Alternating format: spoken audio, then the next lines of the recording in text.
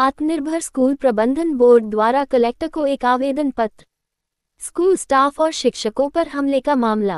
मांग की गई थी कि जिस तरह डॉक्टरों के लिए एक्ट बनाया गया था, उसी तरह शिक्षकों के लिए भी एक्ट बनाया जाए। अहमदाबाद और वडोदरा के स्कूलों में असामाजिक तत्वों द्वारा शिक्षकों पर हमला किया गया। बच्चों, शिक्षकों और कर्मचारियों की सुरक्षा को लेकर सवाल उठे।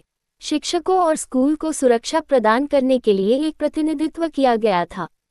बड़ी संख्या में स्कूल प्रशासक मौजूद थे, जैसे कि आप आगे देख सकते हो। रिपोर्टर शकील शाह, देखते रहिए आई पब्लिक न्यूज। डॉक्टर दीपक राजगुरु, प्रवक्ता स्वनिर्भर शाळा संचालक मंडल सूरत।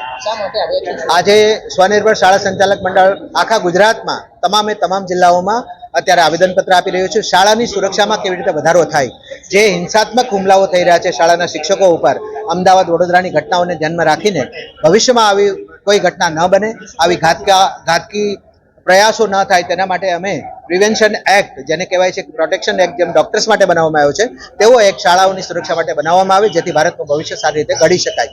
કાયદો કોઈને લેવાનો અધિકાર નથી, તે સૌએ ધ્યાન રાખવું જોઈએ તેવો એક સંદેશો આપતો આ આવેદનપત્ર અમે અર્પણ કરી રહ્યા છીએ।